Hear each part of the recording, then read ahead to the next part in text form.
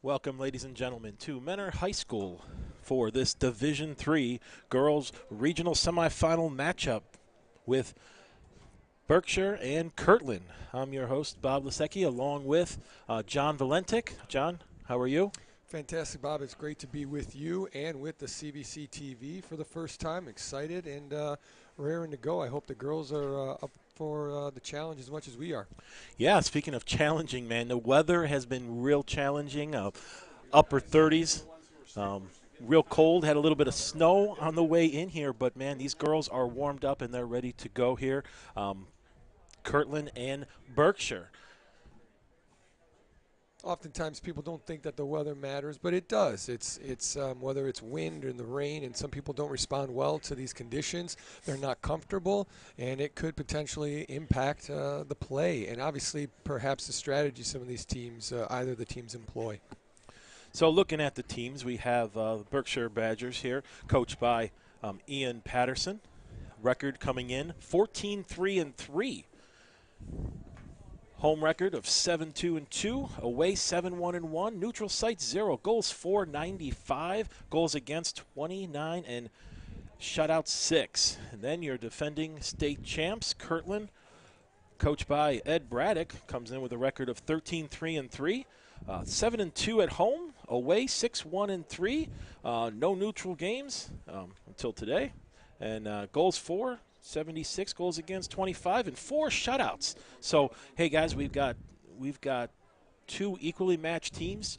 John, these teams have played each other over the past few years. Played to a tie this year a few weeks ago. So this is going to be a good matchup. It is, and they've got 4 common opponents and similar record against them. Berkshire was 3-1. Kirtland was 4-0 versus Chagrin, Orange, Independence, and Wycliffe. So, and again, a 2-2 tie. The records are almost identical. They tied earlier in the year. I mean, this should be a really even match. For me, the big difference, though, obviously, is the field size, and the conditions. Last time they played at Berkshire High School, which is natural grass, and it is played on a football field, which is much narrower. And obviously, the roll is not true like a turf field would be. And this Mentor field is huge. I think it's about 73 wide and definitely close to 115, 120 long. So that's a lot of space for these girls to play on. Yeah, so speaking about head-to-head, John, you said they played to that 2-2 tie this year, but Kirtland owns the lead here, 11-0-1 head-to-head, dating back to 2009. They faced each other 3 times in the past 5 years in the playoffs, Kirtland winning all those. So, Berkshire getting that tie this year is something to build off of for this game. 100%. A 2-2, that's nothing but motivational and encouraging for the Berkshire girls as they embark upon this big challenge. But they know what's at stake. Kirtland's got experience in this game, and it'll be interesting to see how Berkshire responds to this late in the season. So girls are lined up. We have the national anthem being played right now.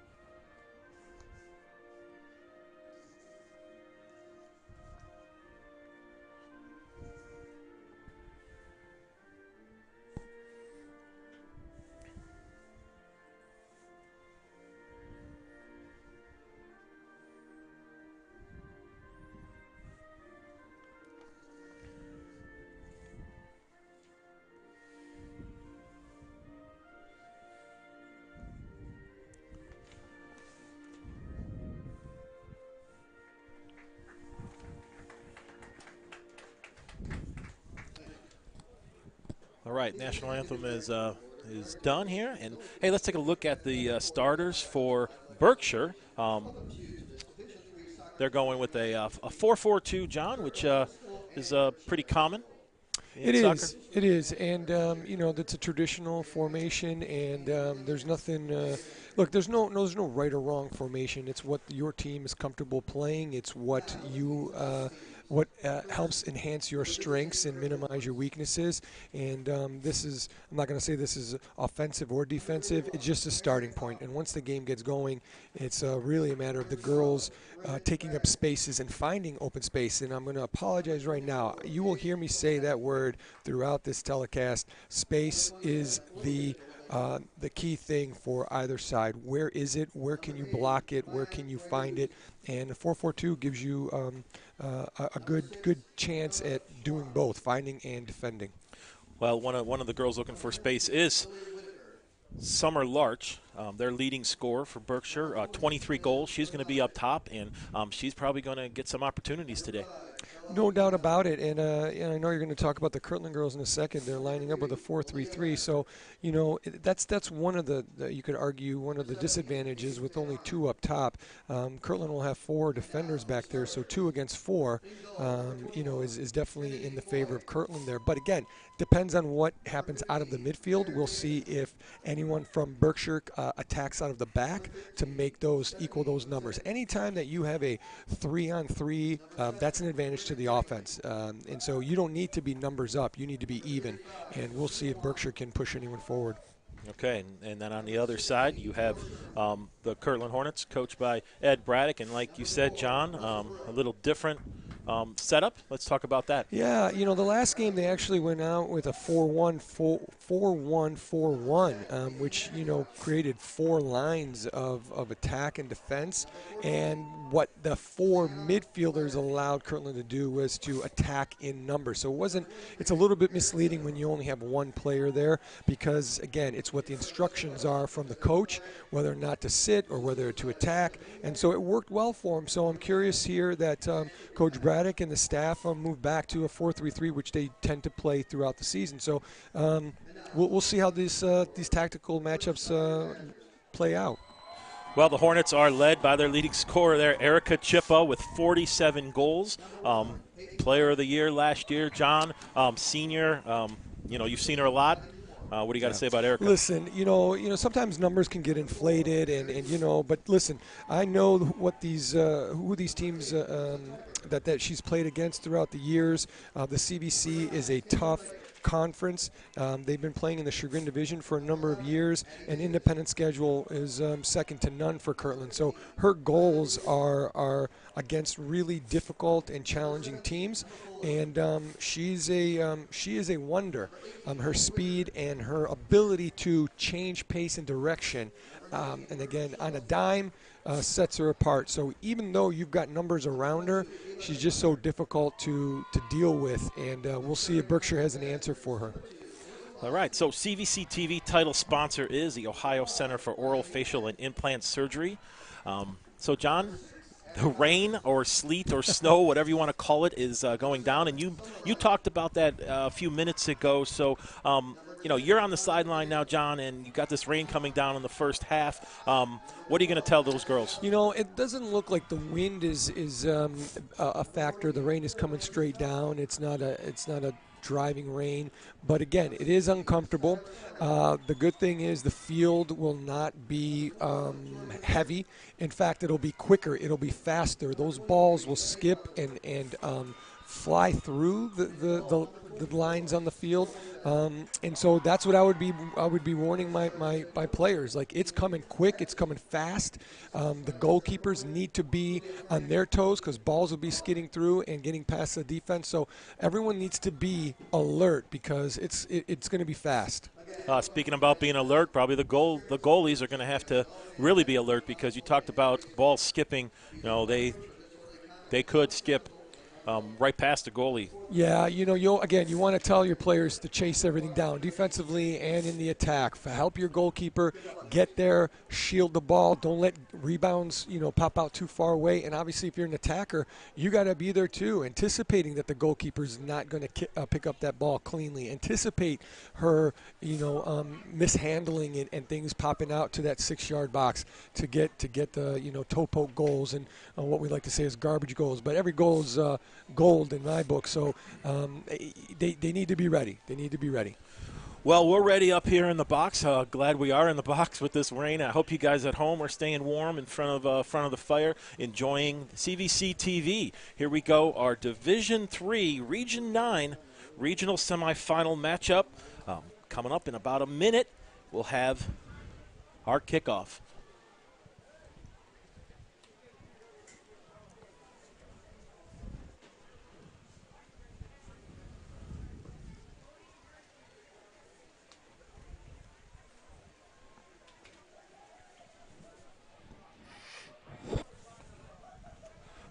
Berkshire lining up on the right side of your TV or your screen or your phone. Kirtland about to make their way out on the left side here. Referee hasn't indicated. I'm not sure who's getting the kickoff here. I think it's going to be Kirtland because I don't see any of the Berkshire girls in the center circle. So we'll see what Kirtland does off the bat. Sometimes, you go backwards and you want to kind of slowly build up the game. Other times you just go direct and put the other team under pressure. So it'll be interesting to see. And it's a way a team can set the tone right from the beginning.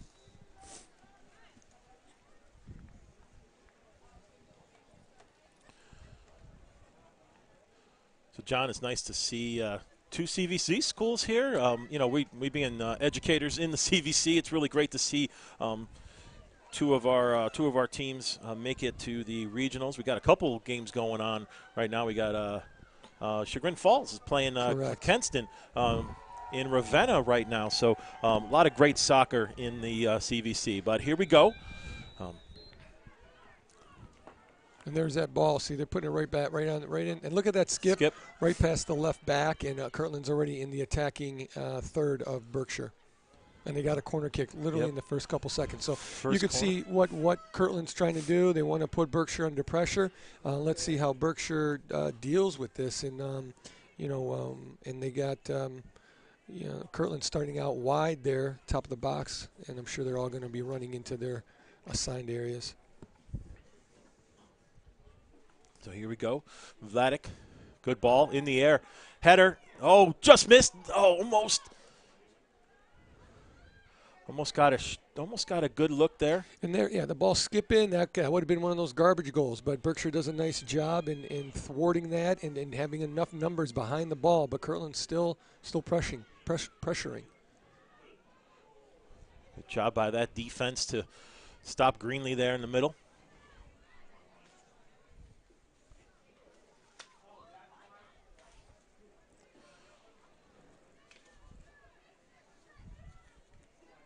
Seeing Kirtland's already changed their formation. They started as a 4-3-3, but they got Juliana Vladik playing in the holding midfielder role. So it's again already a 4-1, and then whatever the attack is 2-3. But it's already different. So again, occupying that space and trying to create chances.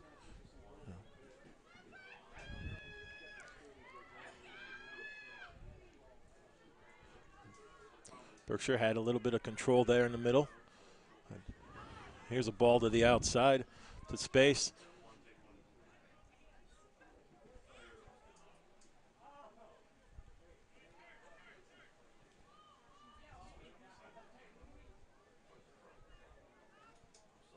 Yeah, see, and with Juliana holding there, it's really two Berkshire attackers versus 5 defenders. So, but nice job here playing out and playing back and trying to start again. It doesn't always have to go forward, but broken up by the Hornets. Yeah, Berkshire doing a good job with their spacing, John. Like you said, you were going to say that a lot. Yeah. Well, that ball got behind her. There it is. Here's an opportunity.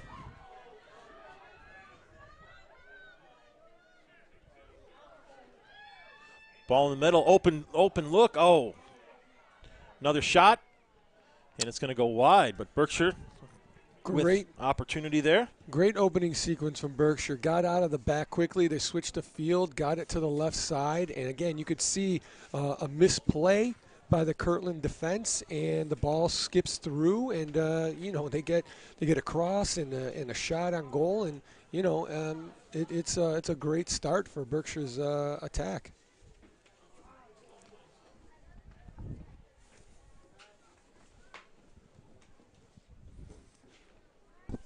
There's somebody loose there. I don't. Ooh. There was, you know, Berkshire's attacking player got loose in the box. Whether or not she was offside is moot, because most concerning for Kirtland should be the fact that no one even knew she was there. No one turned around. No one looked to see what was going on around them. So that, to me, is if I'm a coach, if I'm the Kirtland coach, I'm definitely getting on my defenders about. That's Macy McIntosh with the defense, but goes out of bounds, so Kirtland throwing. Kirtland's going quick with that. Oh. Yeah, Berkshire not letting Macy get that ball down the line cleanly. They get the throw, so they're going to make things difficult, as they should. This is a regional semifinal, so it should not be a cakewalk. This should be a battle. What do we got a call there? What do we have? Illegal throw? It was a throw, or originally if it was just it was ball. off somebody else. Yeah. Okay, here we go. So Berkshire throw all the way up in midline. If you look at this, so I just said there's 120 by 75 yards basically, and there's about 20 girls on one side of the field. And again, this is what you would want them to, you know, to recognize on their own, because I guarantee you 9 of the coaches are going to be able to yell this far across the field to let them know, hey, spread out, get your space.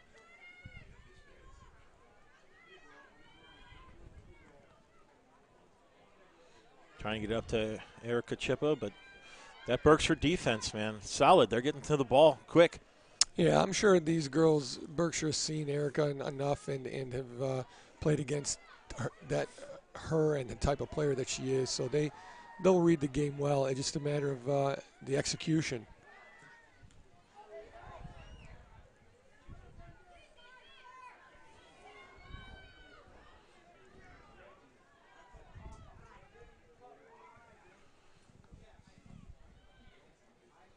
Good spacing by the Hornets, but that Berkshire defense. And there's a good job by the Berkshire goalkeeper. She's up high, up at the top of the box. And again, as I said, those balls are going to come through. She's acting as an extra defender. I think that's Sarah Wendell in the goal for the Badgers. That's exactly what you want your keeper to do. And obviously be aware that there could be a chip shot there, but, you know, she read that cleanly. Shot. Chippa didn't get that shot off too well. No, Berkshire did a great job in that sequence. By, you know, Erica got by 2 or 3 girls, but each time she got past someone, there was another defender stepping up. I tell my players all the time, if you put down cones, it's hard to get through at full speed, let alone live active bodies who know what to expect. And Berkshire, you know, if it's not the first, it might be the second, it might be the third, and that's what you know, I'm sure Coach Patterson relayed to his team. So, John, we've watched a few weeks of soccer with Kirtland playing some the teams that were hanging back and packing it in. We're not seeing that today from Berkshire. Not at all, and good for them. They want to win. They're not playing to be in the game. They're not playing to just keep it close and be satisfied. I applaud the desire to try to attack. And listen, Kirtland may have more possession, and I think Berkshire might concede that and say that's fine, but we're not going to sit back. We are going to attack, as it was evident by their opening attacking sequence. There's a ball in the box, but it goes out of bounds, so it'll be a goal kick for Berkshire. And listen, I understand that you want to win the game. I get it. This is high stakes, right? But I also have this idea that if I'm a kid, I don't want to sit in my 18-yard box and just kick the ball. I want to run and play. So I don't know. I'd rather, if I'm going to go out, I'm going to go out at least playing, not standing still. So kudos to the Badgers. Well, goalie, that slipped right through her hands there. It was a loose ball. But Berkshire regains it and bringing it up the sideline. See, and if they are going to attack, they're going to need more. The 2 forwards are going to need a little bit more help. So, again, it's still 2 versus 5. That's a tough road to go against a pretty strong defense from the Hornets. Got a Badger down And a ref stops the clock here as the Badger went down close to the bench.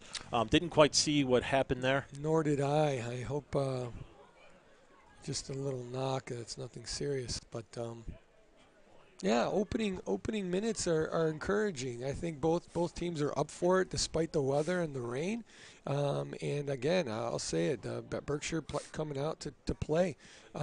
Again, if they're going to do that, they need to commit more numbers. However, I'm not on that sideline. I'm not on that practice field, so I'm not sure what the instructions are from Coach Patterson. It may be to say, hey, you two, go for it, right? The two forwards, maybe with one attacking midfield. Let's see if we can sneak one. Let's not risk it. Let's still be defensive if we lose the ball.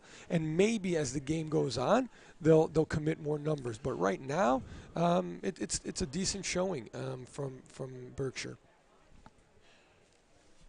So rain continue to come down here in Mentor.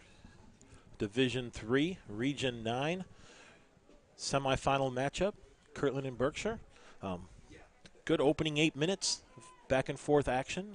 No real clean shot on goal here. We had a couple that rolled through, but nothing that I would classify as a shot or anything truly dangerous. Yeah, good point. Yeah.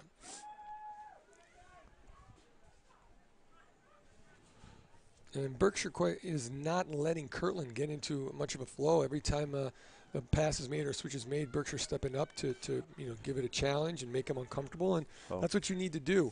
Listen, no attacking players want people near them. They want to be free. So what do you want to do? You want to make them uncomfortable. Step close in a disciplined way, and Berkshire's doing that, challenging the passes and obviously defending when Kirtland receives the ball to feet. Yeah, Berkshire is really quick to the ball. Probably one of the quickest teams we've seen in the past few weeks versus Kirtland. For sure. This is good from Berkshire.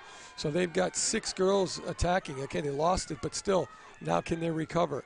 Now this is a vulnerable point for them, but no, I mean, they all got back. They got back and they stole the ball again.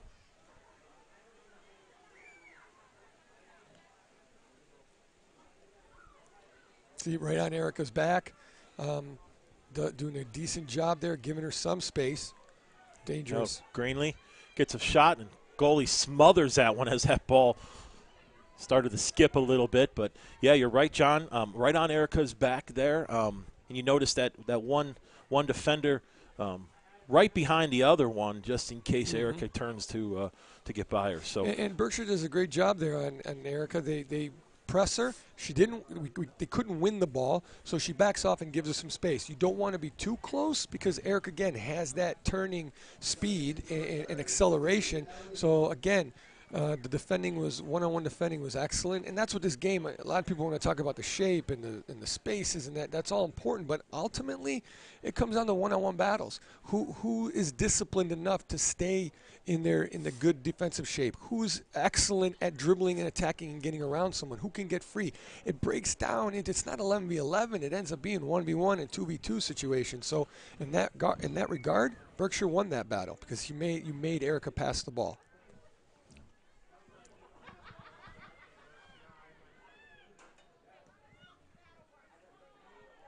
See, there it is again. Just steps in front of her. Yep. Erica, will need to meet that ball. She can't let it come to her. She's got to go get it if that's the way that Berkshire's going to continue to play because they're beating her to the ball, and so it's going to make it a difficult task for her.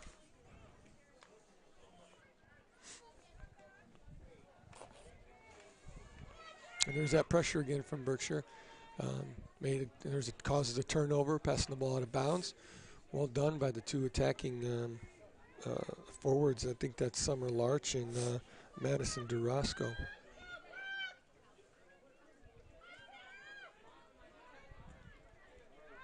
Ball out of bounds. Kirtland throwing. There's two girls around her. Yep. There's been 2 girls the entire first 10 minutes of this matchup.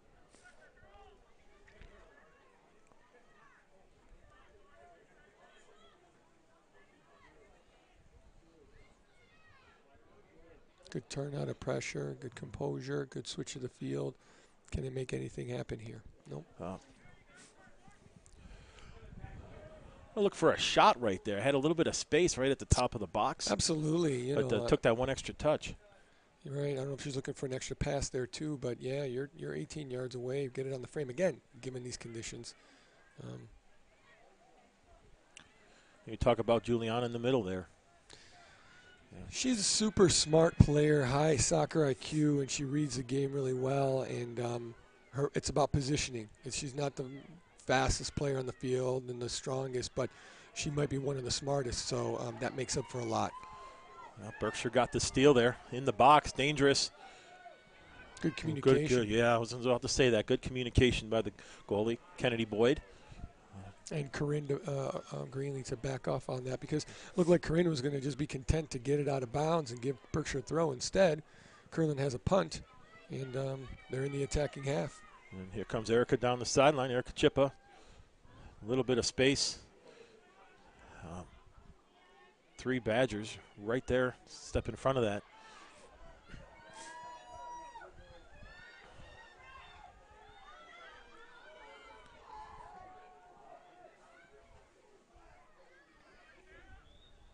And we got a call, so be free kick for the Hornets. So here now you see Berkshire, all 10 girls, and obviously the goalkeeper behind the ball.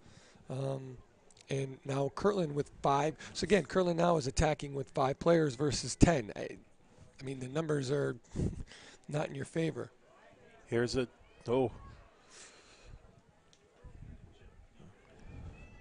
So Berkshire over the course of the playoffs haven't seen much. A 12-0 victory in the first round, 5-0 against Badger in the district semis, and then last week against Rootstown, a 4-1 victory.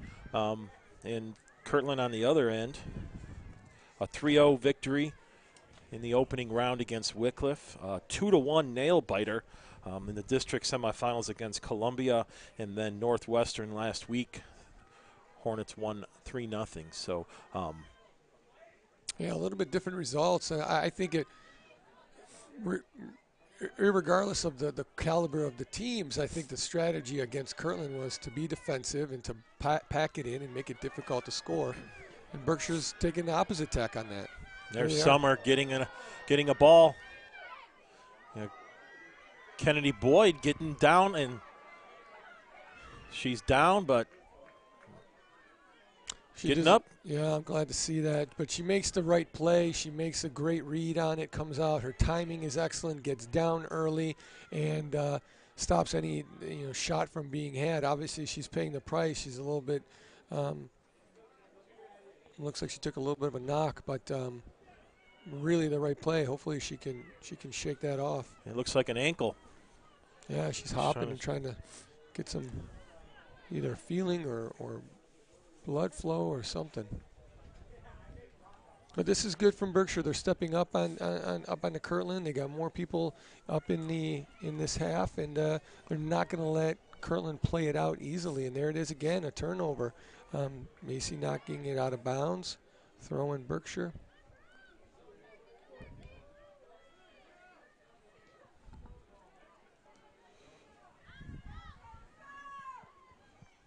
Berkshire having a lot of possession, more than we've seen in the past few weeks against Kirtland. So, the rain doesn't seem to be affecting any of the girls right now.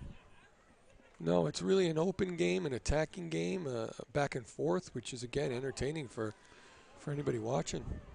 Sophia Wong in the middle here tries to create space, but here's that defense just. 4 girls collapse in on her. Erica tried to get a shot, but Kirtland did a nice job in the attack there. They went wide. Chippa went wide, got the cross off, drew some defenders out. Ball landed in the box and in and around the box, and created some tension there. But again, Berkshire gets the ball out of there, and look, they're in Kirtland's attacking half.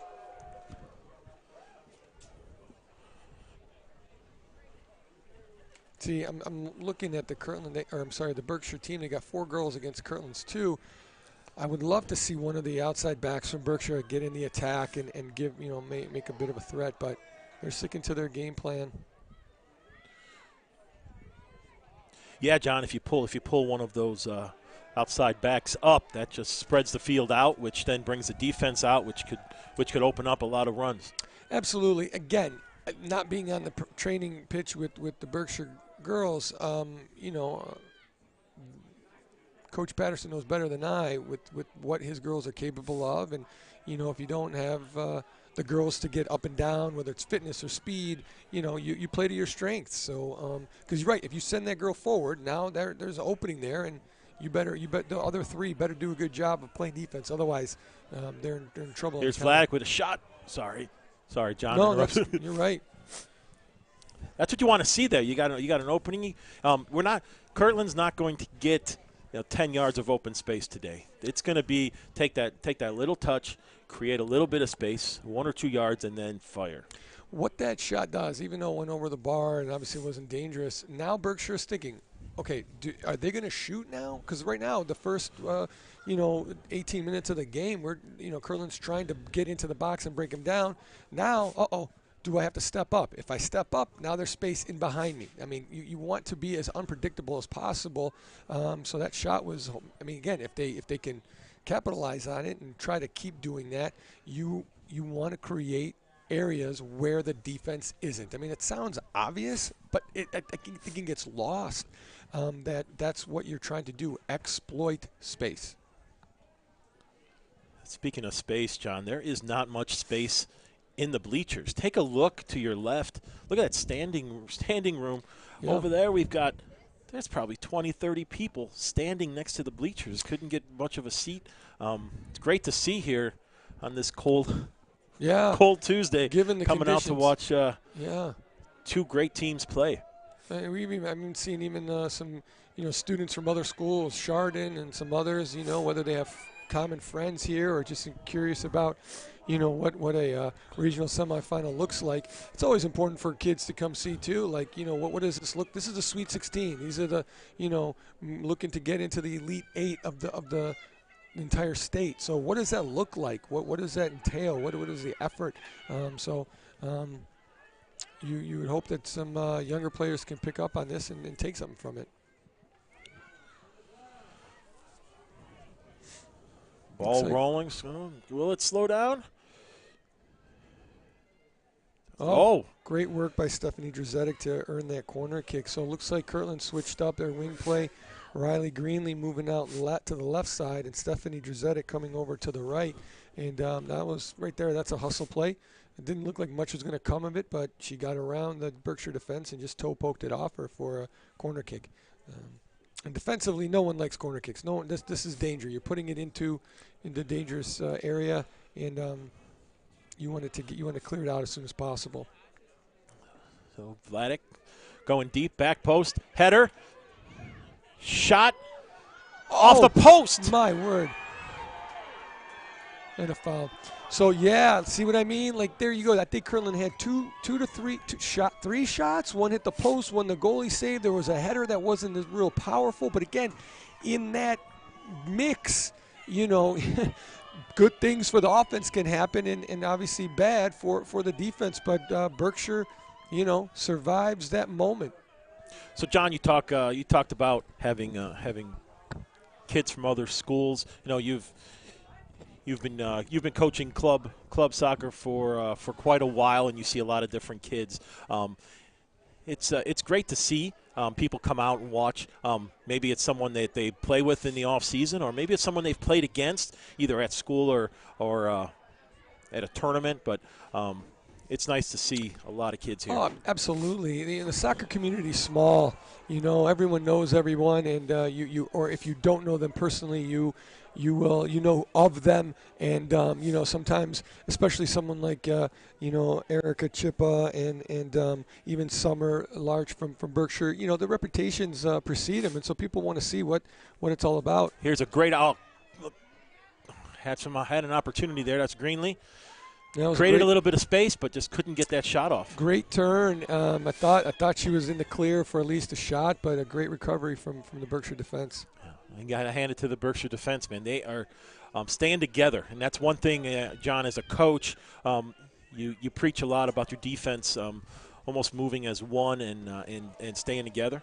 Yeah, you know, I know that I've done it. I haven't done it recently, but you literally take a rope and you tie it around their waist, and you know, early in the season. And I've seen it, yeah, John, at one of your practices. Yep. You work on everyone going together. You want that rope to be taut, but obviously if one is stepping to the left, and the other one better follow as well, or they're in trouble. This is danger. Here's Erica. Erica in the box. Chippa takes a shot off the post again. I'm laughing because this is the game. This is the game. The cruelty of it all, and it's the beauty and the horror, right? A beautiful steal, and it looked like she was in the clear, and you know, and then the goalkeeper's best friend says, "Not at this moment." So that's 2 off the post for the Hornets.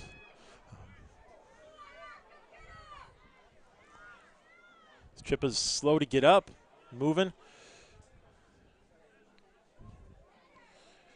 Can't pass the ball to her there. I'm not sure if she got hit or fell or something right there, but you know, trying to catch her breath. Yeah, it looks like the wind got knocked out of her.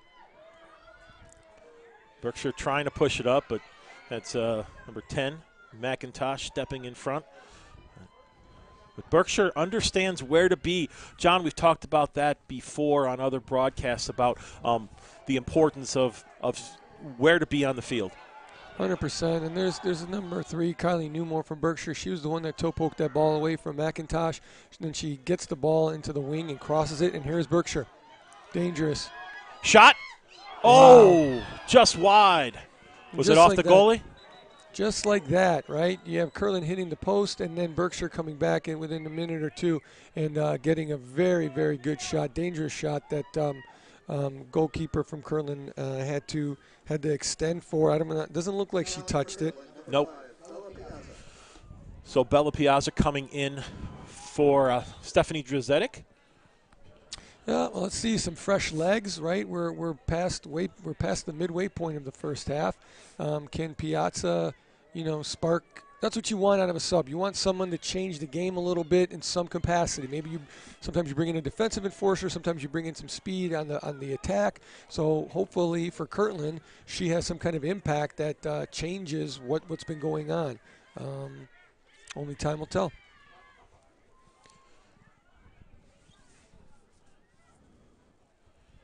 You're watching the Division III Regional Semifinal here on CVC TV. Shout out to our title sponsor, Ohio Center for Oral, Facial, and Implant Surgery. With 15 minutes left here in the first half, scoreless game. Thanks for joining us. The rain has stopped, John. Yeah, I didn't even notice. I don't think the girls noticed either. No. Maybe they did. Easy for me. I'm in a booth and covered, so it's easy for me not to notice. But Berkshire, that last sequence a moment ago, that was Ivania McCandless, defender for Berkshire. Great job winning the ball and getting out of the back with speed. A lot of times people don't change. They keep the same tempo, and it allows people to get back. But, you know, with that anytime there's a transition, you want it to be quick. And I shouldn't say every time, but in that case you did. Other times, you know, the team may be tired, and so you may need to step on the ball and slow it down and give your team a chance to recover and catch their breath. But she did a great job reading the play. And here's Erica Chippa creating space, taking a shot, but was drifting away on that. A little bit off balance, but again, shot was a good decision, because now it puts the Berkshire back 4 on their heels a little bit, because Erica has up until that point been trying to dribble through them, and you know, they could wait for her and contain her, and now she pulls the trigger, you know, from about 15 yards away, and now again it gives them gives something to think, gives the Berkshire defense something to think about.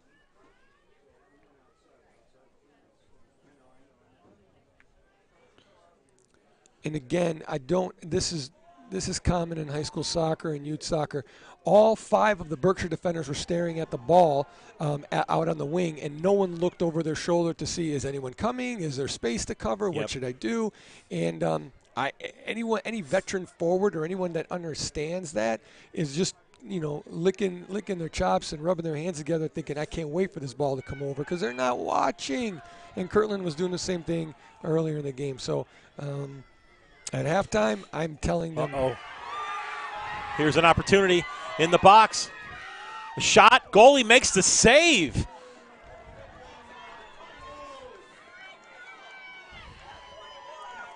So great opportunity there at Berkshire to get a shot on goal.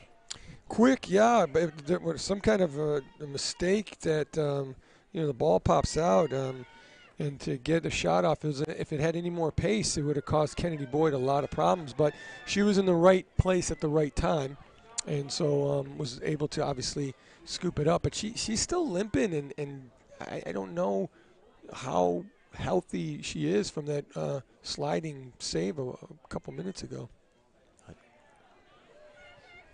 Summer Larch sending it back into the box, but then it's going to roll out. So this is not a good spot. I mean, you're deep in your corner. No, I don't like throw-ins this deep.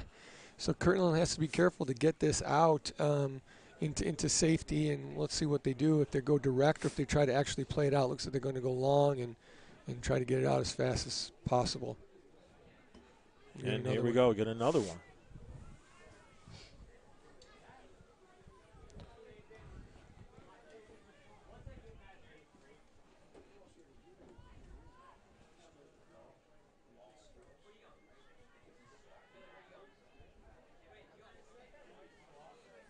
Here's Summer Larch looking to get a ball to the outside. That Kirtland defense being strong, moving together. So again, we kept talking about the space, and right now there's too big of a gap between the Juliana Vladik, the one holding midfielder, and the 3 attacking or 2 attacking mids that Kirtland has, and so Berkshire able to knock that ball around for a bit during that sequence. Which, you know, if I'm the coach, I'm trying to make that adjustment. Good ball. Riley gets it up to Erica. Chippa gets an opportunity, takes a shot. Goalie right in position. Nice job by the goalie to step in front of that. And there was Piazza coming in, what we talked about earlier, and trying to be, you know, get a rebound and get something if Berkshire can't hold on to that. Well, here's another opportunity for Berkshire. Gets out ahead. Got a cross coming, looks like, John. Going backwards here. Yep. This is no. Shot. I'm telling you, you know, again, there's Kylie. That's Kylie Newmore, I believe, number 3 on that. Apologies, the numbers are tough to read in this dark, in the twilight, but could be your age too, John. Don't ever say that again. Yeah, I'm just saying. I can see far away, man. Yeah. You know. Hey, I'm having trouble with the numbers too. No. So. But it's the lighting. It's the lighting. Yeah, there is a glare. But I think that you know, if neither team has gotten that clean shot on goal, it's good ideas, but either the technique was off or he just couldn't, get a full foot on it. And everything's been pretty easy for the keepers to pick up. Erica with 2 defenders on her. I tell you, that defense, they are really quick to bring that second defender up. They are, and it's been consistent. It's no fluke. No, it's no fluke. They're ready for the 1v1 ability of Erica. Good recovery by Macy McIntosh there. It was a good initial move by Kylie there, but a good recovery. Ball cleared away. With 9 minutes to go here, first half. 0-0 here on CVC TV. Thanks for joining us. A game not without its chances, that's for sure. Kirtland hitting the post a couple times, and Berkshire having some counterattacks and creating at least some nerves and forcing Kennedy Boyd to make a sliding save earlier in the game. So substitute coming in for Berkshire. 8.5 to go. Shout out, we got John Urbanik helping us out on our stats. We'll have some stats for you at halftime, and then stay with us after. Steve Hare will have some interviews with players, coaches after. A long way to go, John. Yeah, but if it's this open and back and forth, it'll be entertaining and worthwhile for everybody. So far, it's really, out of the several playoff games we've watched and witnessed, this was definitely the most even and the most open. So as a neutral, if you're neutral, it's great to watch. If you're rooting for one of the teams, it's nervous, it's a unnerving situation, because it really could go either way, and you just hope your side is on the winning end. Ball skipped a little bit there. Uh-oh. Not good. See, again, we've talked about this in previous telecasts. A lot of times, kids want to kick it that first time or play it first time, and there's really take two touches. Take a trap, see what's going on. Maybe the defense comes and presses you, which opens up space in and around you. Kennedy at that time, perhaps a little nervous, feeling the pressure, wants to clear it, and is not a technique, lets her down, and she kicks it right to the Berkshire attacker, and so creates a chance. So composure is key, and then that improves your technique. It's a good diagonal ball. Yep. And again, forced the goalie to make a decision. Sarah Wendell does a great job. Again, that's what we talked about: staying high, being alert and on your toes to come out and just do exactly that. Playing as an extra defender, she knew that no one was going to be chipping her from afar, and she came out and she actually helped herself, right? Because she doesn't have to make a save by being that extra defender. So 6 minutes to go here. Kirtland throw-in. This regional semifinal matchup.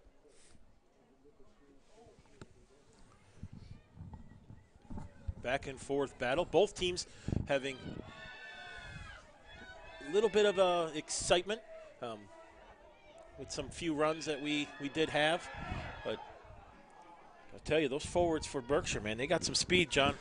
Yeah, Macy McIntosh does a great job, clearing the ball and letting the defense come back and settle in. But again, Berkshire, even with those two, I was a bit critical, and I thought, can they really create any type of danger with only two attackers? But they definitely can and have, because their midfielders are coming up and helping out, and it's a testament to the fitness of the Berkshire mids, because they're getting up and down this field and really helping out defensively, and then are there for potential attacking situation.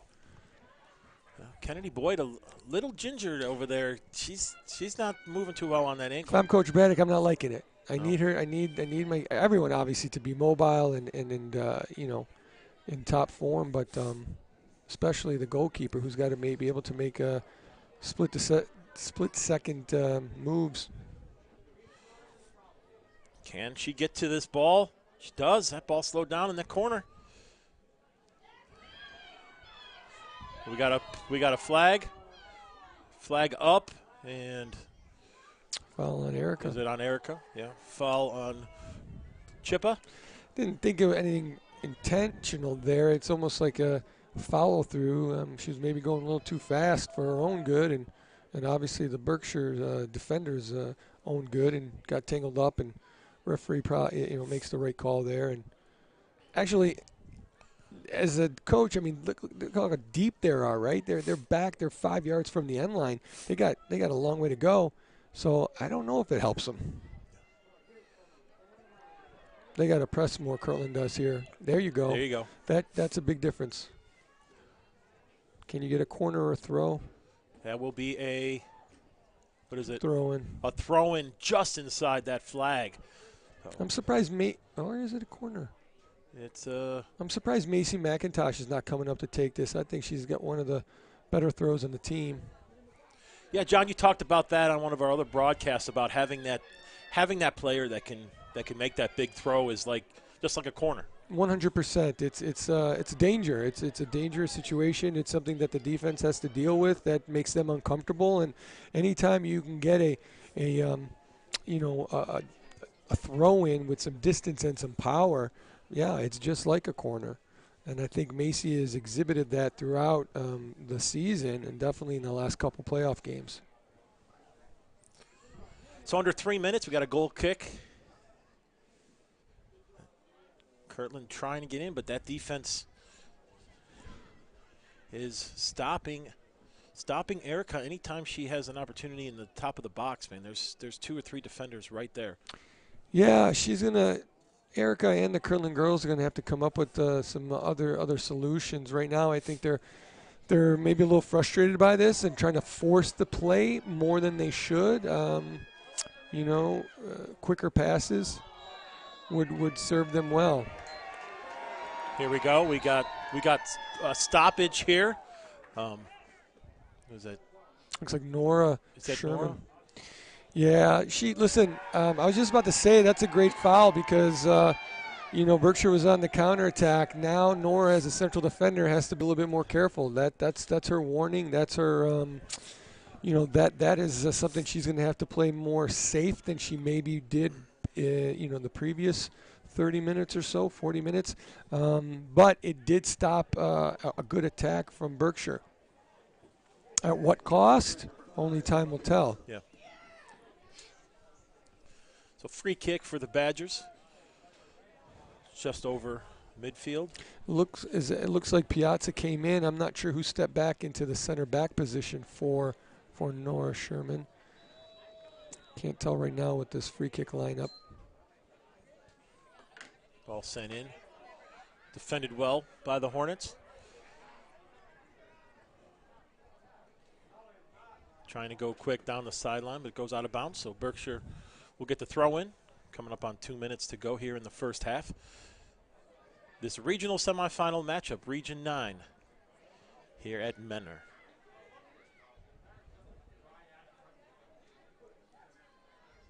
A little bit of space here for the Hornets. But nice job by the Berkshire defense to step in front of that. And John, they're not just clearing it; they're moving that ball up. They're trying to play out of the again. I applaud the game plan. I applaud the effort. It looks like soccer, and that's what the kids deserve. To be able to be trusted and to try to play. If we spend time as coaches teaching skill and practicing skill, and then we don't let them exhibit that skill, then we're doing them a disservice. And so let them show what they got. Let them, I know that situations sometimes dictate, hey, get rid of it. That's fine. But for the most part, let's see what you've been working on this whole time. So Nora back in the game, and you asked who moved back. We had both Greenleys playing back with Bella moving up, and now Greenlee moved up back to her position up top. But there's Nora.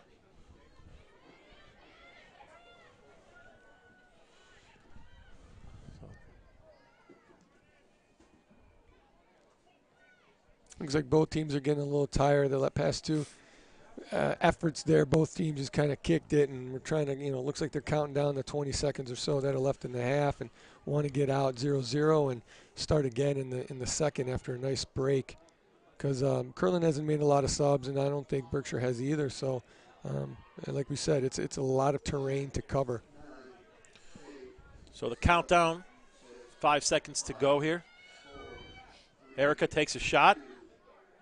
Just wide. Oh my goodness, that could have been. That could have been rough to take. That would have been backbreaking after 39 minutes and 55 seconds of defending and doing a great job. To have a 40-yard shot go in would have been heartbreaking. So I think it's 0-0 is a fair halftime showing for both sides. Kirtland a little bit more on the attack and obviously hitting the post a couple times, but Berkshire does not deserve to be, losing. And 0-0 is a fair score. Well, we have 10 minutes halftime here. John and I are going to take a quick break. We'll come back with some first half stats. So go take a break, go use the restroom, get a drink, come back for the second half here. We are tied 0-0 here in this semifinal matchup here on CVC TV, sponsored by Ohio Center for Oral, Facial, and Implant Surgery. We'll see you in about 5 minutes.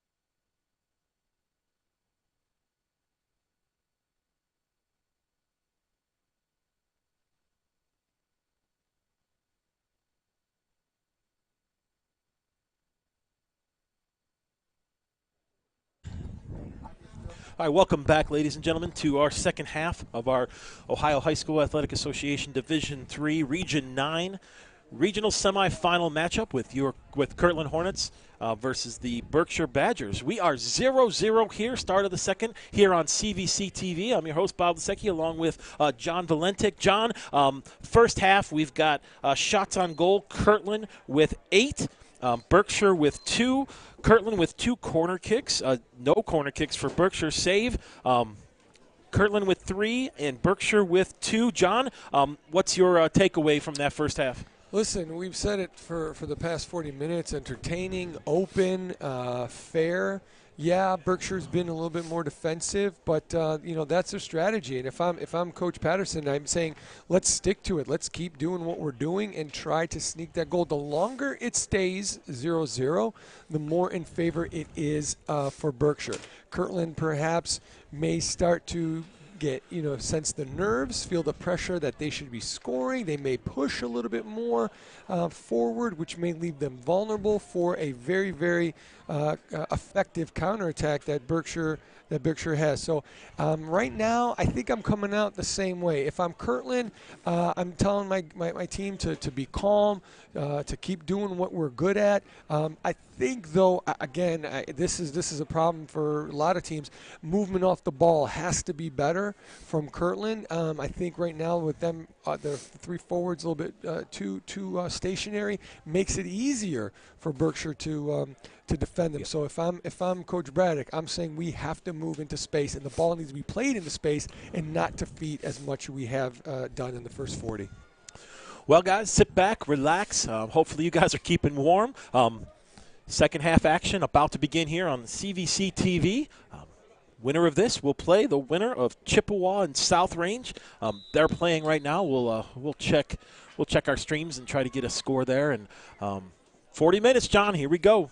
Kirtland starts off with same for both teams in the same formation. Berkshire with a 4-4-2, Kirtland with a 4-3-3. But the one of the 3 in the middle is really deep. That's Juliana Vladek, so it's more of a 4-1-2-3 to give a little extra cover for the defense and gives Juliana some space to play that ball forward, which she's very, very capable of, and leads the team in assists. Tried to get it up to Erica Chippa, and is this going to be a corner kick, John? It looks like it went right off of Berkshire's foot. So 30 seconds in, we got a corner kick for the Hornets. Like you said in the first half, John, these are dangerous. I don't like, as a coach, I hate them. Defensively, I don't like them at all. I've been watching a lot of college soccer, and even at the pro level, teams will bring back every single player. There's a header, and it's in! That is Macy McIntosh with the header from the corner. John, you called it. It is dangerous. And Hornets strike first here early in the second. I was going to say, teams are more and more putting every single player on the field in that box to try to defend. The argument is we'll be here for 15 seconds, put all 11 players in here, and get it out because of that. And obviously, if you're Kirtland, you're ecstatic because, hey, 1 minute in, you got the goal that maybe you felt you deserved earlier. And now Berkshire, it'll be interesting. What will they do? Will they keep their formation, or are they going to come out and chase the game, or bide their time? And you guys just saw the replay. It was a clean header, man. Nobody on her, right into the back of the net. Yeah, center. I mean, it went straight down the center. And again, when you give a player a clean header, it's going to be dangerous. Yeah, shout out to Pete, man, giving us that replay. Pete's our producer right next to us, and we don't have that at our other station there, Pete. So thank you.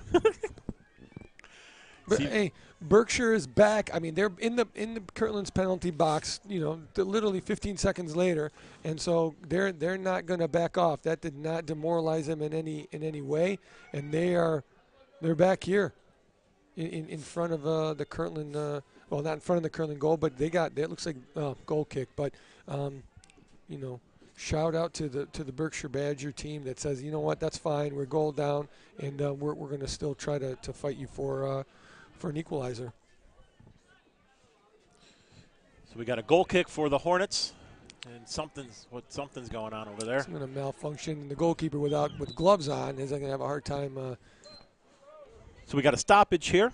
And the goalie didn't have her gloves were I'm off. not or something? sure what was going on, but she's needed the help of Corinne Greenlee to help with that wardrobe malfunction. Greenlee could work in the corner of a boxing match there, huh? Did you work in the gloves? Maybe. Taping them? Multi-dimensional. This is a good response from Berkshire.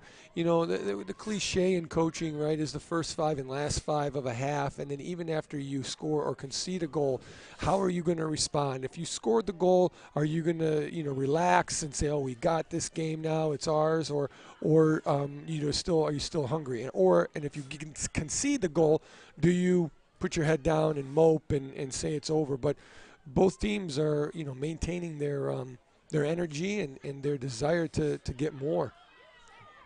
And the Hornets want more here, pushing the ball up, trying to get it up to Erica Chippa. And Berkshire defense is doing a great job on Chippa. I have noticed just in this first minute or so, Erica has made some good diagonal runs. To earn the corner kick was the first one. The ball didn't get to her, but again, make it difficult for the defense. Don't be a sitting target. Be a moving one and confuse them. And in so doing, you open up space for your teammates to try to exploit. And she's done that in the first minute or two. So it doesn't look pretty, but again, if you're not just watching the ball, if you're watching players off the ball, you can see a lot more than than just watching the player with the ball. Yeah, good point, John. You talked about that earlier in the first half about moving without the ball, going to space. And remember we talked last week about that when we were doing a broadcast that talking to kids making the runs, and they say, "Well, Coach, I made it 8 times and I didn't get the ball."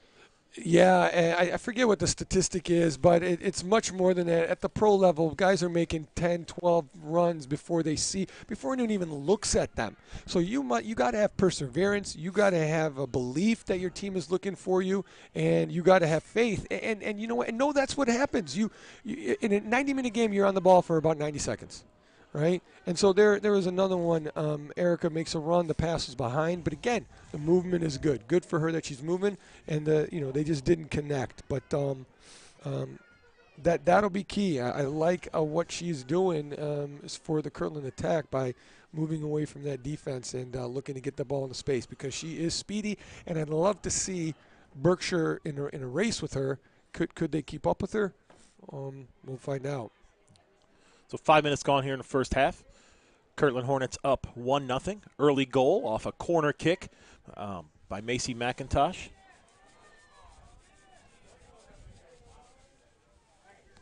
Thanks for joining us here on CVC TV. Regional semifinal matchup, and that ball's going to go out of bounds. So it'll be a Kirtland throw-in.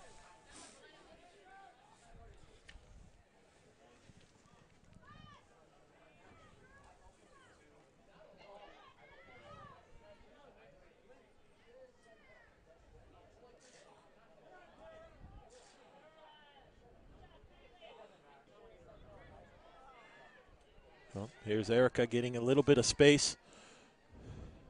But there's Berkshire, knowing where to be. Great positioning in the left fullback's part, and but again, good idea to try to spring Riley Greenlee on the right side there, and see if you can get a ball to skip through the defense. But Berkshire was up for the challenge there and stopped any dangerous chance there. Yeah, and it's still early, right? And so I think if I'm Coach Patterson, I'm sticking to the game plan, trusting my team to play to its strengths, and not doing anything drastic as far as changing positions, etc. You've been in the attack enough, and you've shown enough with the 4-4-2 and the counterattack that you can get some chances. So rather than leave yourself vulnerable and send more numbers forward, this is not a bad idea, especially for the next considerable bit of time. Obviously, once it gets a little bit close to the end, then you got to take that risk. You're right, John. There's no reason for Berkshire to change anything. They've had a few opportunities. Their forwards do have some speed, and they're able to move the ball against Kirtland. So I would keep it status quo and keep on pressing and get an opportunity. There was, speaking of opportunities, there was one right there. There's that, skipping past people. Nice first touch here. That's Summer Larch. Yeah, great touch, good ball, and great. And afterwards, she's getting forward in the attack, and there it is. There it is. Oh, she tried to get it to the outside. Yeah. She could have got it over that defense. Summer had a little bit of space down the sideline there. Sometimes we as fans and spectators think that these kids can score every single time they get in the attack. It's an unrealistic expectation. Oh, here's Erica. That's a penalty. That needs to be a penalty. It's in the box. It's a foul. She's pointed to the spot. There's not much. There's not much that Wendell could have done there. There's nothing malicious there. It's just a soccer play, and Erica was just faster to the ball, and Sarah catches her late, and now you've got a penalty to really, really change the game. Okay, here we go. So we got a penalty kick for the Hornets. Erica's 31-50. Erica's usually. So what do you do, John, as a coach? Yeah, it's tricky. It looks like Juliana's stepping up. Erica might be hurt. This is tough. A lot of times I let the players decide because sometimes you may not be feeling it, even though you're a regular, penalty taker. And so look, there's a change here. I don't like this. I don't like, that Juliana was going to take it and now Erica is going to take it. That makes me, as a coach, I want someone to step up and take it. That no hesitation, no questioning, and watch as I say that Erica will bury it. But you have your slate of kickers, a handful that you trust, and a lot of times it's just a matter of which player is feeling it at the moment. All right, here we go. PK for the Hornets.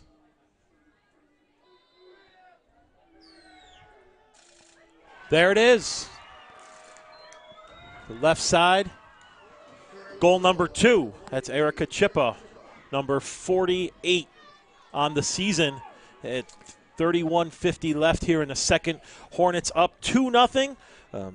Now, John, you're on the sideline at Berkshire. You make any changes? I got to get a goal. I got to push somebody else forward.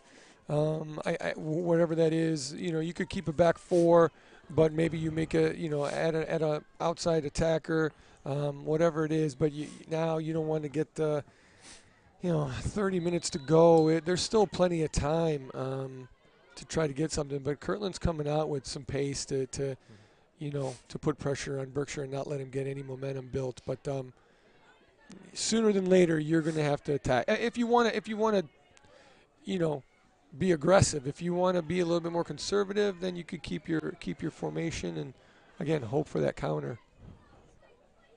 But going back to that penalty, the goal or the opportunity comes again space behind the final line of defense, making the goalkeeper come out, obviously having her commit and then commit the foul. But that doesn't happen if the Kirtland attack is stationary and not moving, and Berkshire is deep. Berkshire steps up. There's 20 yards behind them, a nicely lofted pass, and Erica's off to the races and gets and earns the PK. All right, John, so we got 30 minutes left here. You're up 2-0 regional semifinal. Do you make any changes as a coach? Being up 2-0, we have seen this in the past. Late in the game, taking Chippa and dropping her to the midfield or even back further. But actually, we've seen it. We've seen it to help the Hornets. That one Columbia game dropped Erica to midfield and she sent a ball up. But what would you do? That's a great question, and you don't want to change too much. You don't want them to start playing on their heels and absorbing pressure because it's tricky. It's tricky. Right now, I'm saying keep doing what we're doing. keep doing what we're doing. Keep pressing. Let's be smart. We're not going to add another defender just yet. We're gonna keep playing the way we're playing and try to get another one. But again, I was not a defensive player. I was an attacker, so I don't respect the defense as much as I should. But I'm not changing anything just yet if I'm Kirtland. John, we got a score. West Geauga up 2-1 on Copley in their regional semifinal matchup right down the street from Kirtland. You got West G. They're up 2-1, about 10 minutes into the second half there. No surprise for me. I know the West Geauga girls have been a real strong force over the past couple of years, and they handed the Hornets a loss earlier this year, 3-2. So good to hear that another local team is in the lead. And just got word, the other semifinal matchup in Region 9, Division 3, South Range and Chippewa. At the half, Chippewa is up 1-0 in that game, and whoever wins that will face the winner of this one. Both Chippewa and South Range have been teams that Hornets on both ends have seen. Yeah, there's a bit of there's a tradition and recent history where the likes of Chippewa, Kirtland, South Range, and obviously going into D2 with Chagrin and West G, these teams are always in the thick of things, right? District finals, regionals. So it's obviously in Kirtland making it all the way to state, winning the title last year, and obviously being in the Final Four a number of times in the past 5 years, and et cetera. But great comment on the Northeast and Northeastern Ohio soccer. And I'll continue that, John. We got a score early in the second half. Chagrin Falls, Kenston. They're playing right now in Ravenna, and Chagrin Falls up 1-0 against Kenston. Like you said, John, this Northeast Ohio, man, having all this great soccer, all these teams playing in the Sweet 16. It says a lot about soccer. Not just in the fall. A lot of these girls, John, like you've seen it in the club tournaments. Playing year round. Helping these girls really develop into some strong programs. There's no secret, there's always exceptions to the rule, but for the most part, the really, really talented ones, the ones that, stick out and stand out in performance and ability are usually playing year-round or playing more than just the fall season, right? We got a lot of kids, multi-sport athletes, wonderful to be and do. It's another dangerous corner. Ooh, it's very dangerous. Goalie got a hand on it, but here comes another one. But there's kids who just love one sport or want to be excellent at something, and so you got to encourage whatever you enjoy as a young person, and you're having fun and getting better, then you should go for it. And in this area, a lot of good soccer players. Ball up. Goalie gets a hand on it. Ball bouncing around. Berkshire trying to clear it. See, the difference between the last two corners and the one that Kirtland scored on was that good smother was that Sarah came out for Berkshire and punched it out of danger.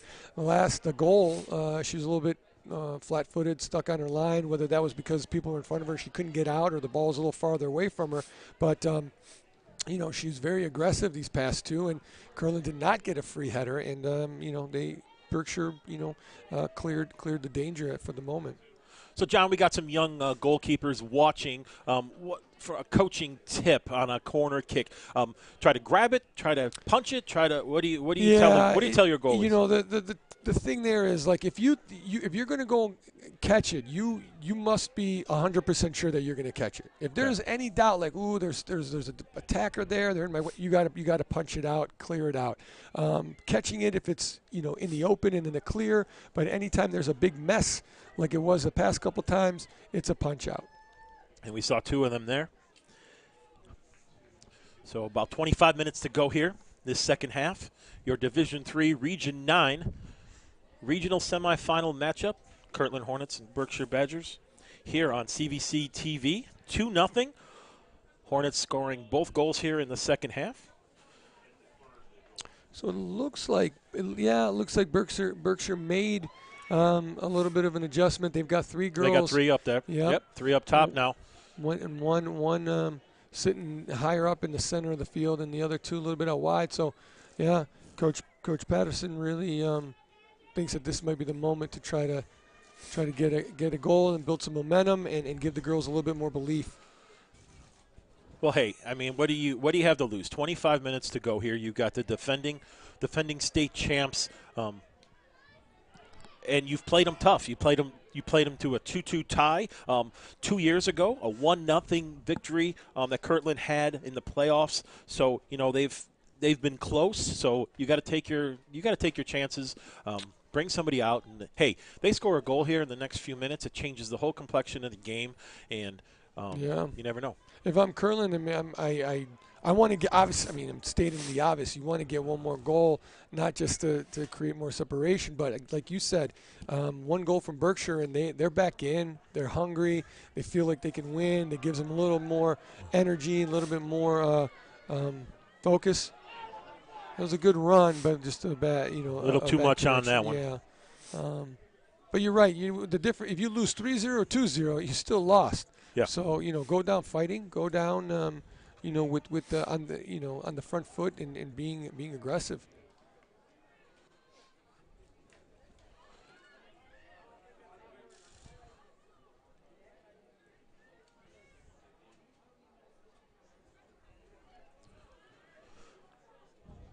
And I don't know. Like you asked, what kind of adjustment would you make? Again, now that Berkshire's pushed up a 3rd player and they're playing with that 4-3-3, I think I'm gonna, at this point, I drop another midfielder from my midfield trio into the holding mid position. I'm playing with Juliana and another partner with her that is a shield of the back 4, and that gives you 6 back there.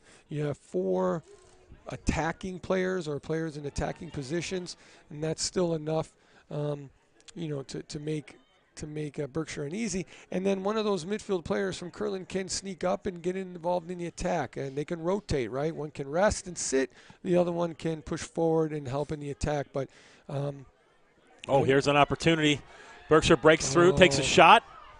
Offside anyway. Yeah, she was offside. It looked like she was offside. I didn't see the flag here. But I don't. If I'm Kirtland, I don't like the fact that she even had that run and that ball right through the center was there. I'm gonna be on my back line. I'm gonna be on my keeper to organize that better, to make sure that doesn't happen. You can't rely on the linesman, the referee, to make calls for you and hope that they're gonna catch that.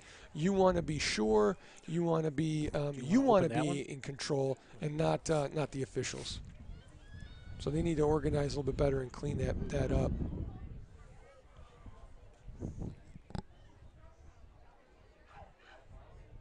I'm thinking about the goals that Kirtland scored. We've been lauding the Berkshire defense and organization, and if you think about it, they scored 2 set pieces. They scored off a corner kick and they scored off a penalty kick. Yeah. So that's what it took, or what it's taking, to be in the lead here. So, Berkshire's plan of being defensively organized and solid and keying in on Erica Chippa has worked really well. And there's 2 moments. A lot of times you say, you got to win the game. You don't have to win the game. You don't have to win all 80 minutes. You got to win certain moments. And right now, Kirtland has won 2 moments, two times that they were just a little bit luckier or in the right place or more urgent. And, and it's the difference. It's the difference. Yeah, John, we talked about that a lot over the past few weeks about winning little moments. Last week against Columbia, whole first half was down to a 30-second moment when Columbia forward broke through, and Watkins was her name, broke through and won that moment and put the Hornets down 1-0 at halftime, which changed the whole second half and forced the coaches to make some changes. Speaking of changes, we have somebody warming up on the Hornets sideline to come in. She's either warming up or she's jumping up and down because she noticed it was Mr. Valentic doing the call. So 20 minutes to go, halfway through the second half here. Region 9 semifinal. You know, and those moments don't have to be goals. They're just, you know, winning a loose ball or you know, blocking a shot or, you know, communicating with your teammate to step forward. You know, that's what we're talking about. It doesn't have to be a drastic or you know, completely significant. It just has to be the right time. Well, Kirtland has adjusted their lineup. They've moved Riley Greenlee to left back. And it looks like Erica Chippa is a little bit withdrawn. Yeah, she's dropped a little bit to the midfield. Yeah, pick up loose ball. So there you go. There's your answer from Coach Braddock to be a little bit more defensive, quite honestly. You're putting some speed and experience. And shot.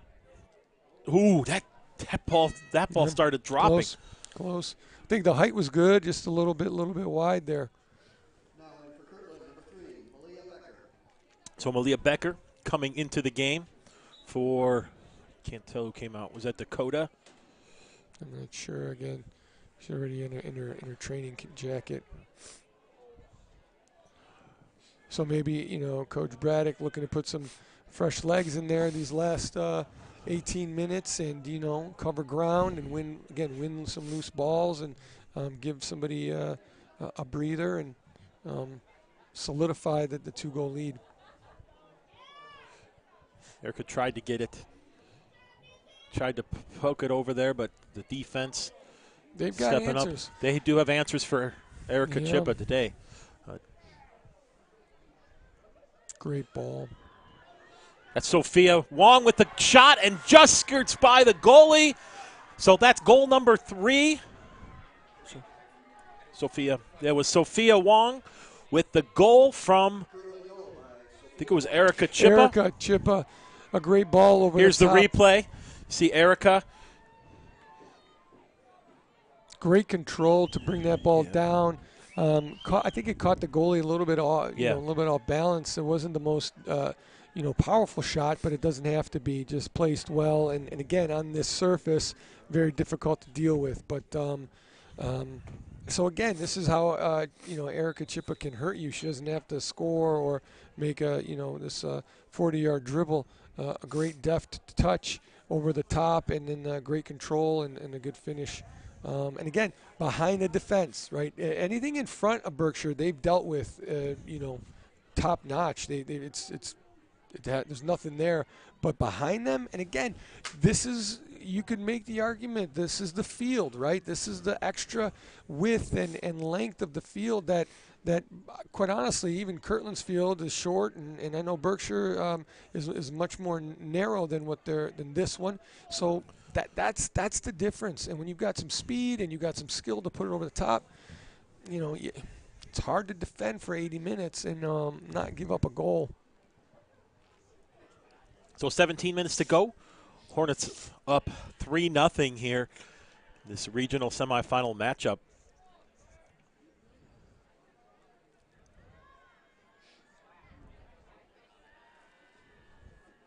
Thanks for joining us here on CVC TV.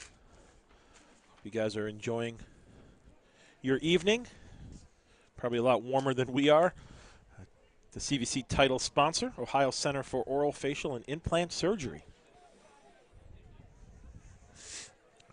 So 16 minutes to go, John. What do you? Yeah. What kind of talk do you have for your team, your coach in Berkshire? It's tough to do now, and it's one of the things I actually love about coaching is that it's really the player's game, right? So there's no timeout that the coach can call. It's hard to convey any message right now. So really, that's what practice is for. So I would hope that throughout the training sessions, Coach Patterson is instilled in his girls to play until the final whistle. I know it's a cliche, but and to play the right way. Keep doing what you're doing. Keep being true to who you are, and go out that way. Don't go out in any other way. Look, the reality is that this 3-0, I don't want to say it's insurmountable, but I just haven't seen enough from Berkshire that that they're going to create these chances and create 3 of them or 4 of them in the next 15 minutes, to unsettle Kirtland. But again, I just want my team to play the right way and get one and then see what happens after that. But don't deviate from who you are, and the game. You're going to lose. There's only going to be one person that's happy at the end of the season, right? As far as being the last winner. So this is the cruelty of sport. But it's been very entertaining game here. Yeah, this kind of sounds odd, but I don't think Berkshire necessarily deserved to lose. They didn't. They came out to play in a positive way. They had a game plan, and it just again a couple of moments where Kirtland was just a little bit better or luckier. Again, 2 set pieces, and then again 2-0 down. Maybe they're a little bit dispirited. Maybe they're a little bit, they've lost their edge, and so they become a little bit more vulnerable to goals that they otherwise wouldn't. I'll tell you this, John. We've been watching Berkshire girls for the past few years. They've made it to district finals for a few times. They've got some great athletes, and watching the middle school program, they just started their first year of a girls program, made it to. Here's an opportunity into the box, yeah. But their middle school girls program made it to the championship this year, so they have some great athletes here at Berkshire now and coming up, and they're hungry. They're hungry for soccer. I'm going to tell you, and on the boys' side, having firsthand experience there, Coach, I apologize. I know it's Coach Nick Figellum, I believe, who has done a great job. I think it's his 4th year there. They had their best record in their history this season. They made it to the district semifinal, losing to United Hanoverton a week or so ago. But Coach Nick was CVC Coach of the Year and the D3 Greater Cleveland Coach of the Year. So a lot of respect has been earned by their performances. So yeah. I can attest to that. They're not going to be they haven't been, especially on the girls' side. They have not been easy marks at all. And it looks like it's going to continue. So CVC TV in the next few years could be very busy in the district and regional matchups with these 2 schools. Yeah, especially with the way the districts are set up now, the super districts, right? You can get. I know on the boys' side we had 37 teams in one district. I don't know if the girls had that many, but I know it was quite a few. And you could avoid each other in the district and see each other like this in the regionals, right? Depending on how you're seated and what bracket you decide to go to, but which makes it all the more compelling. And listen, that's part of the good thing about these. Super brackets in a sense, because now these really good teams don't have to face each other early. It can be later on, and that's exactly what's happened with these 2. And we have ball out of bounds. No, it's going to be a foul. Yeah, going to be a foul. So, yeah, John, it is good to see that. Now you do on the other side of that super district regional. You do have some opportunities where people are going to have to travel really Correct. far early in the playoffs. But yeah, listen, there's no perfect system, and quite honestly, just to give you a little peek behind the curtain, when you are submitting your record and talking about your team, it's. Sometimes the other coaches don't do their homework. They don't know enough about where you're from. So if your record is, a 500 record, but they don't understand that you've lost to West G and Chagrin and teams like Kirtland and Berkshire and other teams with, only 1 loss, the strength of schedule matters. Yes. Sometimes those coaches don't do their homework and, don't give the team with the lesser record the benefit of the doubt and don't give them the respect they deserve. So that's another flaw. It's another flaw, but hopefully it gets better. It's only the 3rd year, I believe, in this system. So that's something that the OHSAA should encourage These coaches, athletic directors should encourage that coaches really do their homework. I know it's painstaking and it's hard, but there's so much information out there to see common opponents and strength of schedule and more than just the record, which I know is the easy way to go. But quite honestly, the kids deserve more. The kids deserve to be placed on a bracket that's fair and accurate of their abilities. So the Kirtland Hornets making a couple subs. They say Bryn Braddock in. So coach's daughter there, Bryn Braddock, making her regional debut, wouldn't it? I think it would be her first time in a regional. With this much. With only 10 minutes to go and a pretty comfortable lead, this is definitely a chance to get some young people out there, give them that taste, give them that experience, and let them and be a part of the victory and enjoy the success that the team has earned. So yeah, John, it is so good to get those younger kids involved because you have two great programs here that seem to be programs that are going to make it kind of a habit to be in the district finals, regionals type. And you need these young players to play under the lights, play on a bigger field, just to understand what it's about. I know I've seen you do that as a coach, playing those younger kids.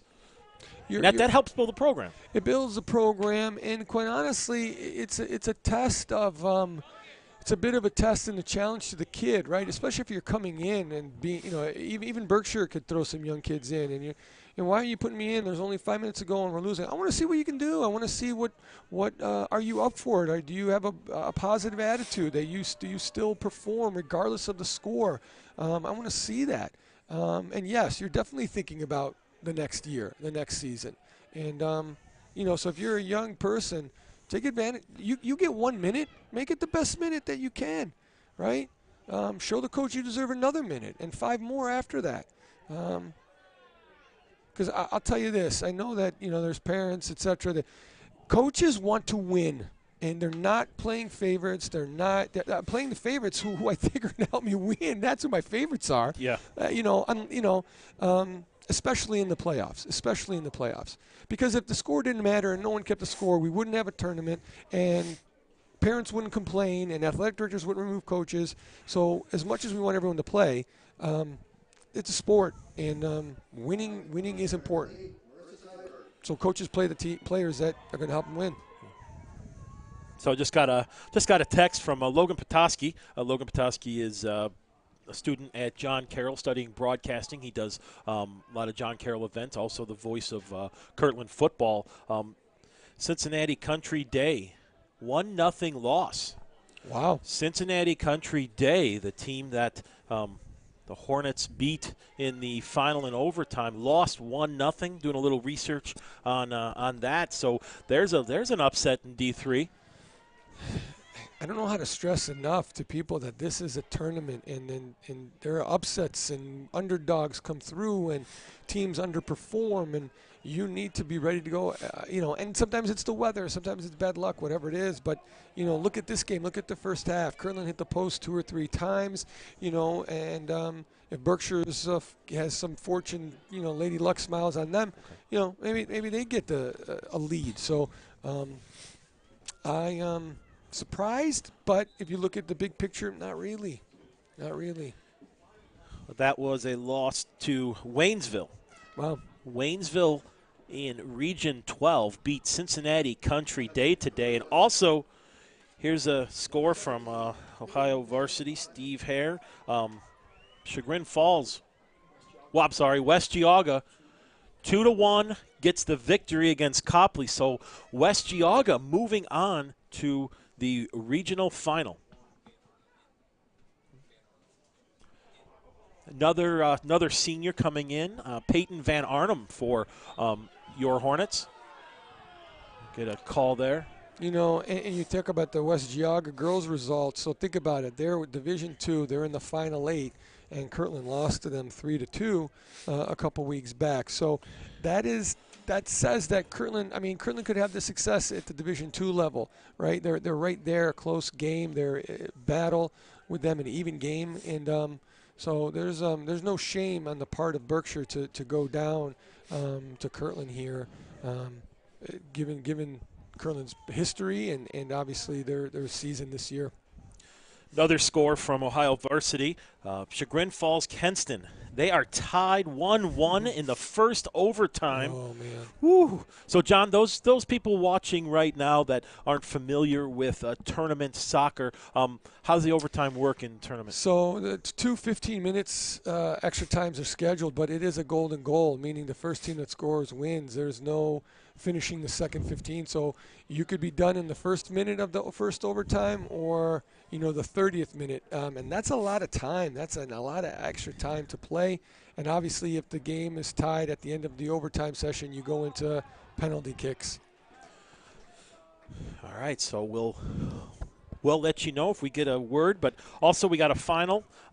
Chippewa has beaten South Range 2-0. So Chippewa will face the winner of this matchup, which looks like it's going to be the Kirtland Hornets. So we've got Chippewa and Kirtland again. They faced each other a few times in the past few years in the regional final. That will take place on Saturday. Place and time to be announced. A moment ago, Berkshire was in the penalty box of Kirtland's and still fighting for a goal. Ball squirted free from the Kirtland goalkeeper, Kennedy Boyd, and Berkshire was there to try to pounce on it, but it was driven out, and that's what you want. You want your girls to keep going. You want them to try to keep getting a goal and to compete. So under 4 minutes to go here, this regional semifinal matchup. Looks like the Kirtland Hornets will improve to 14-3-3. Berkshire will end their season 14-4-3, but nothing to hang your head on. I mean, they gave Kirtland a game, and it was fun to watch, John. If I'm Chippewa, I'm going to steal. Again, your personnel is going to be different, so it depends on that. But I'm going to take a page out of Coach Patterson's tactics here and try to do, to replicate what Berkshire did here, because it really, was a problem. And make sure that I'm clean in my set pieces and not try to concede a lot of corners and obviously defend a little bit better. But there's something to be gained and learned for Kirtland's future opponent. So Coach Braddock getting some more of the young players in. Lily Whitaker is making her way into the game with 3 minutes to go here on CVC TV. Thank you for joining us this evening, and stay tuned. After this matchup, we're going to throw it down to the field, and Steve Hare will have some final comments and interviews with players and coaches right on the field. So stay with us for a few moments after.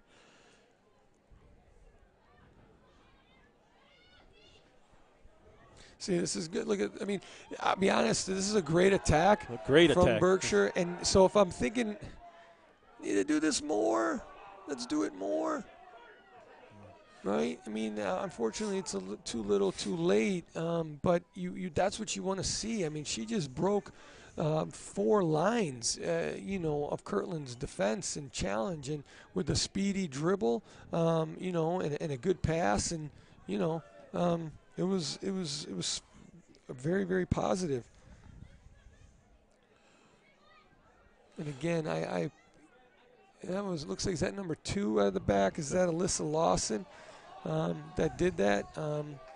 Yes. So, that's a great little play. And looking at my roster, she's only a sophomore, so, man, that's going to be she's going to be a handful in the next couple of years, and Kirtland's going to have to worry about that, because that was for me. And this is what I mean. As a coach, I'm like, hey, all right, I see what you can do. Let's build off of that, because that is, especially in girls soccer, it's to find that player that can beat people off the dribble, is tough. And so you got one in your team. Yeah, let's keep building on that.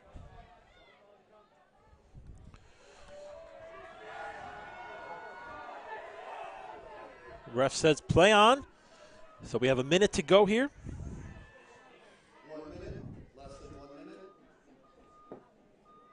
If I'm Kirtland and both teams, I mean, I just want to just finish it out. The game is over. Let's just take it easy on everybody, right? I know everyone says play to the bitter end, but there's a way to play. Obviously, Kirtland's playing in the next couple days. I'm passing the ball and moving it. Oh, Erica tried to make a cut, but stopped by that defense. So 30 seconds to go here. Kirtland will move on to face Chippewa in the regional final. That game will be played Saturday. Not sure where or time, but that'll be determined in the next few days. Hey, shout out to Menor High School for letting us broadcast and hosting this game. Jeff Casella, always been great with us on CVC TV. And it's a countdown that will end it as your final here, 3-0. Kirtland Hornets with the win over the Berkshire Badgers here on CVC TV. So, John, the second half, man, Kirtland, we were 0-0 at the beginning, but Kirtland in the first minute scored, and then it was all downhill from there. Yeah, thinking back to the end of the half when Erica took that, 40-yard shot and, I don't say nearly scored, but put it on the target. And then after that shot, she sprinted off the field, and it just showed me that, she had a little bit of anger, a little bit of edge, that she was probably frustrated and wanted to show the Berkshire Badgers in the second half that she was up for a bigger challenge. And then Kirtland came out, you're right, with a bit of fire and aggression, and put Berkshire right under pressure immediately, and scored in the first minute. And that's tough to come back from. Yeah, so the Kirtland Hornets move on. A 3-0 victory, but it was a lot closer than that 3-0 score, and Berkshire has nothing to hold their head down about. Yes, the season does end for them, but it was a great effort. They did a great job on defense, and they didn't pack it in, which was a strategy they could have used, but they decided to go toe-to-toe with the defending state champs. And I tell you what, John, for 41 minutes, it worked. Yeah, I applaud him for it. As I said earlier in the game, that's how I'd want my team to play, and not showing any sign of fear or intimidation. And you know what? You gotta, if you're fighting the champ, you gotta try to go knock out the champ, right? So and Berkshire did. So applaud them, and I congratulate them on a great season. And just looking at their roster and the amount of underclassmen that they have, returning, they will, they'll be a force to be reckoned with. So some final stats here: shots on goal, 12 for the Hornets. Shots on goal for Berkshire, 3. Corner kicks, the Hornets had 4. Badgers, no corner kicks. John, Yeah, and obviously, look, the Kirtland scored off of one, right? So if this is obviously hindsight. We can do this all night, but if Berkshire sends another attacker earlier, do you create a little bit more some more chances? Do you get that corner kick? And you could see how dangerous and, quite honestly, I'm going to say devastating. A goal, can be off of that corner kick, which Kirtland got in the first 55 seconds of the second half.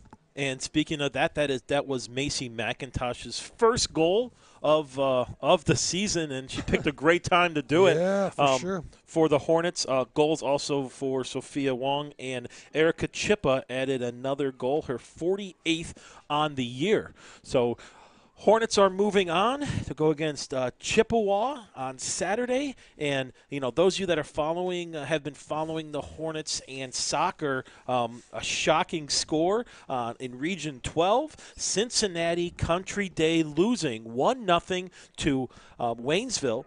Cincinnati Country Day made it to the state championship last year. So. Yeah, so we'll see what happens. But we have Steve Hare down on the field. He's got a couple interviews from the Hornets. So we're gonna go. Let me get in the middle.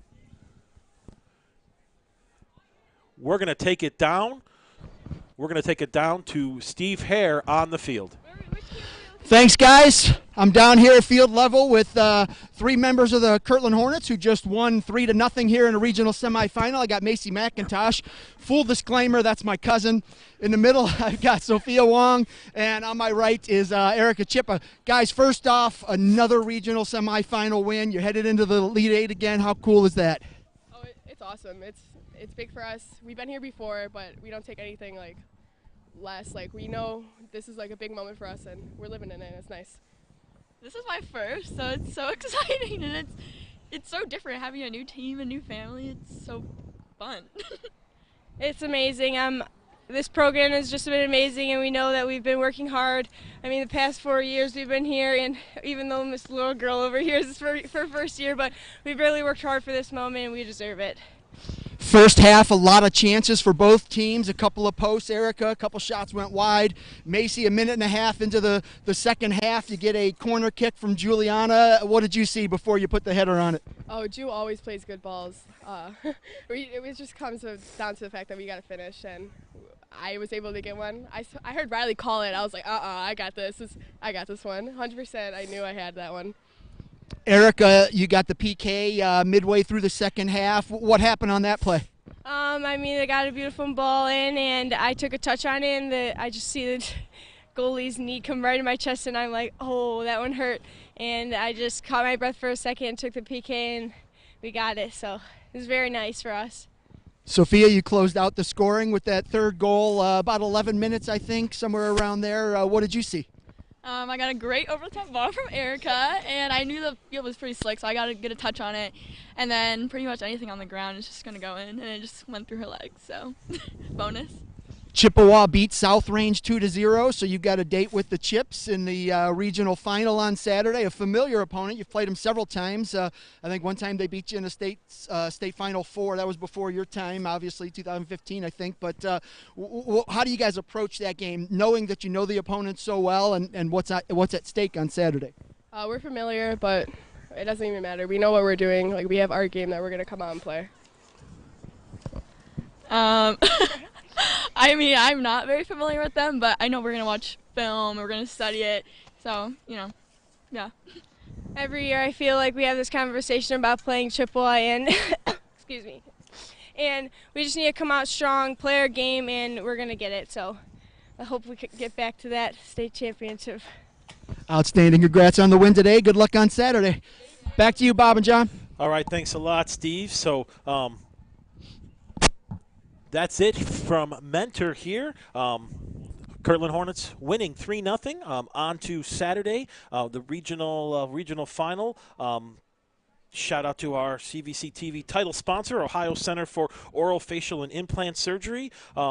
John, any last words? No, again, entertaining game throughout. Again, I want to applaud the Berkshire Badgers for a great season and a great couple past seasons that they really built that program up.